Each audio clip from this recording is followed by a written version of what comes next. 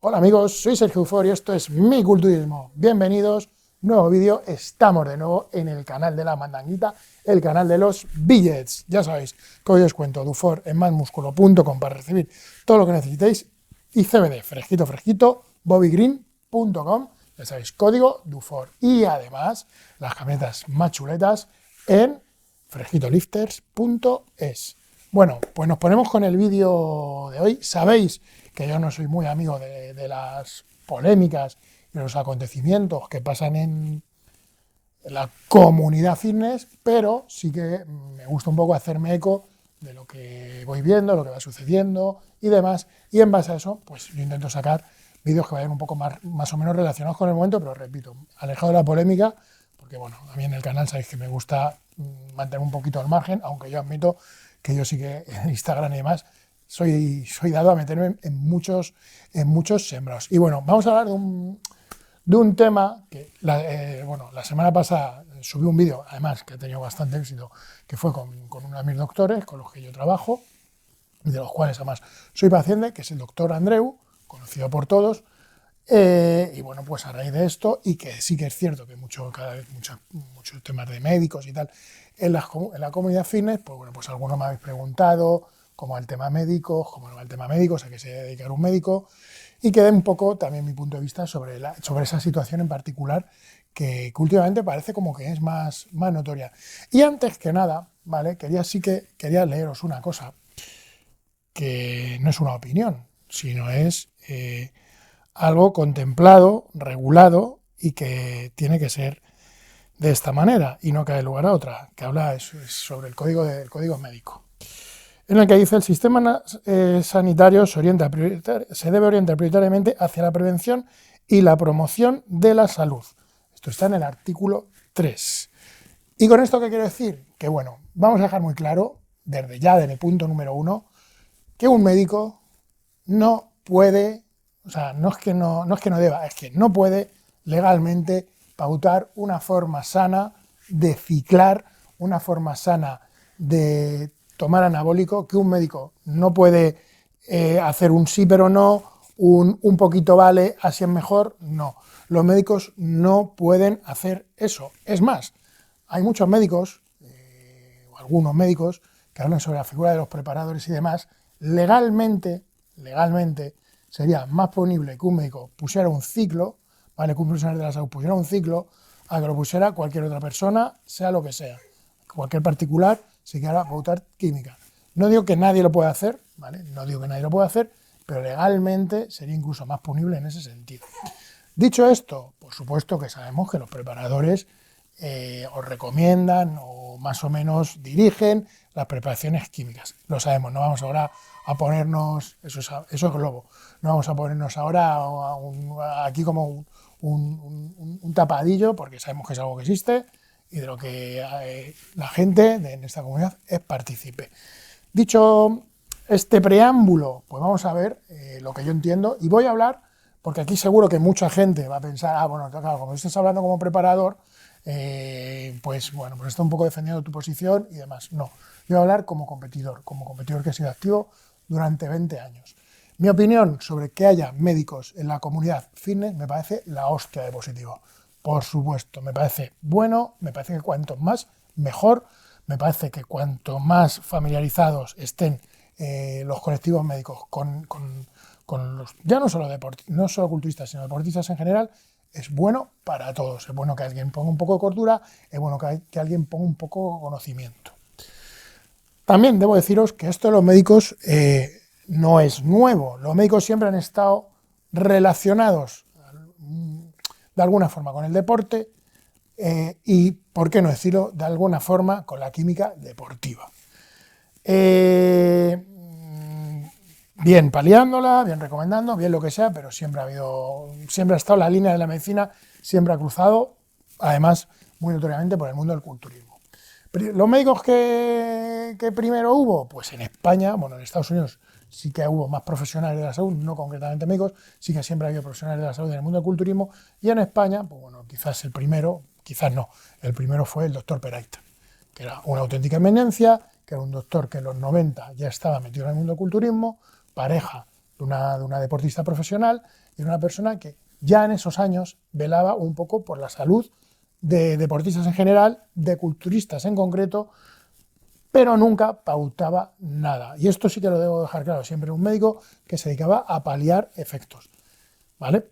Luego, bueno, pues había otros casos de médicos, Guillermo Laitz, conocidísimo, Eufemiano Fuentes, también relacionado con el deporte, de otra manera, este sí que estaba relacionado de otra manera, la famosa Operación Puerto, pero siempre ha habido médicos relacionados con el deporte. No es algo novedoso, ahora parece que quieren reinventar la rueda, pero no es algo novedoso. En el deporte siempre ha habido médicos y en el culturismo siempre ha habido médicos.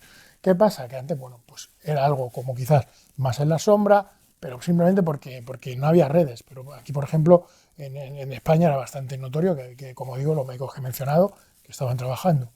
Vale, yo en mi caso sí que debo decir que desde el 2016 empecé a preocuparme mucho por temas de la salud. Empecé a preocuparme mucho por la salud, empecé a hacer muchas pruebas, trabajaba con médicos, ¿vale? Bueno, tuve suerte que tenía un buen médico de cabecera, que era un tipo bastante comprensivo y que entendía mi situación, y nunca me juzgó. No es lo habitual, no es lo habitual. Lo habitual cuando un culturista cuando un culturista va, sobre todo cuando es en la medicina pública, os aseguro que es peor que si fuera un drogadicto, os aseguro que es peor que si fuera un alcohólico, es muchísimo peor. Estamos muchísimo más estigmatizados los culturistas que cualquier otro colectivo, vamos a decir, marginal. Y es un hecho. ¿Qué pasa? Que con la introducción de médicos que se han acercado a nosotros, se ha provocado el efecto contrario. Y eso al final sí que puede causar cierto recelo, sí que, sobre todo por la figura de los preparadores, repito, yo estoy hablando como competidor, no como preparador, sí que puede causar cierto recelo al principio. ¿Por qué? Porque venimos de una trayectoria, de un recorrido en el que siempre hemos sido un poco ninguneados, pero repito, es muy importante que cuando ya se está en cierto nivel, al menos tengamos ciertas nociones, o es muy importante incluso tener un médico cercano al cual podamos acudir un poco sin tanto tabú. ¿Qué pasa? Pues está pasando un poco pues lo que pasa con todo cuando hay billetitos, que a todos nos gustan los billetes, y eso genera que muchos lleguen al olor de dichos billetes. Y al final tu profesión no tiene por qué ser, de nuevo globo, tu profesión no es sinónimo de honradez. Tú puedes ser un fontanero cabrón y un fontanero honrado, puedes ser un panadero honrado o un panadero cabrón, y puedes ser un médico honrado o un médico cabrón, como en todos los colectivos. ¿Y qué pasa? Que se da la circunstancia, ¿vale?, del sesgo de autoridad, que te sale un tío con un batín, un tío con unos estudios, un tío con una autoridad, como digo, médica, para ningunear un poco, pues hacer un poco lo que han hecho muchos médicos, que es ningunear. Si bien unas veces hemos sido ninguneados los competidores, ahora está como de moda ningunear a los preparadores. Y hay que dejar una cosa clara, y esto lo dejo desde ya. Debo decir que muchos preparadores han querido jugar a ser médicos y no los compete. Pero lo mismo lo voy a decir de forma recíproca, que un médico tampoco puede jugar a ser preparador. ¿Y por qué digo esto? Si bien un médico, y eso es innegable y sería una cuñadez negarlo, sí que tiene muchos conocimientos científicos, sí que tiene muchos más conocimientos a nivel efectos secundarios, a nivel tratar un posible efecto secundario. Por supuesto que lo tiene, eso es evidente. O sea, no se puede jugar, un preparador no puede jugar a ser médico. Lo que no tiene un médico, porque no hay una asignatura en la facultad que sea aprende a ciclar. No existe. No hay tampoco ningún estudio al que un médico se pueda agarrar para decir esta forma es la correcta de ciclar. Os voy a poner un ejemplo. Yo hace años, yo tengo de asesorado a un médico, ¿vale?, un médico internista en concreto, y un día le preguntaba sobre esto, sobre los estudios, sobre anabólico y tal, y él me puso un ejemplo muy gráfico que creo que vais a entender todos. Me dijo, mira, Sergio, no hay ningún estudio que hable de los daños que provoca fumarte 30 cigarros al día. ¿Por qué no hay ningún estudio? Porque los estudios se hacen con un objetivo terapéutico, con un objetivo de salud. Entonces, no vas a encontrar nunca ningún estudio serio que te hable de meter un gramo de testosterona o de qué forma ciclarte. Lo que hay son estudios en dosis terapéuticas, que son los estudios que se pueden tratar. Hablo de estudios serios, no de tesis o de estudios de final de carrera ni demás, hablo de estudios serios. Entonces, como digo, no existe la facultad de medicina la forma adecuada de ciclarse. No hace falta ser médico, ¿vale? No hace falta tener ni siquiera muchas luces para saber que si te metes 500 miligramos de testosterona te va a hacer menos daño que si te metes 5 gramos. Pero tampoco hace falta ser médico para saber que si te bebes un cubata te vas a poner menos borracho que si te bebes 10.